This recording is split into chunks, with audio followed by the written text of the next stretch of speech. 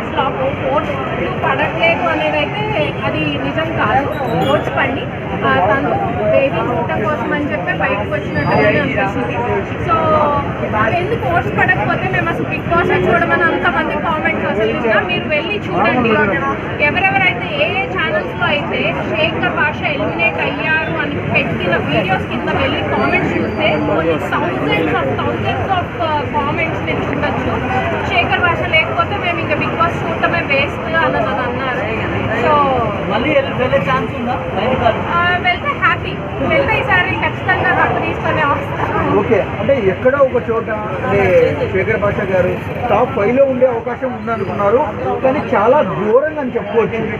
Second వీక్లోనే రావడం ఏమంటారు? అంటే సెకండ్ వీక్లో వస్తారు అని అయితే అనుకోలేదు డెఫినెట్గా, ఎందుకంటే తను స్ట్రాంగ్ కంటెస్టెంట్ కాబట్టి టాప్ 5 వరకు అయితే వెళ్తారు. ఇంకా టాప్ 5 వరకు వెళ్ళాక ఏంటంటే మనం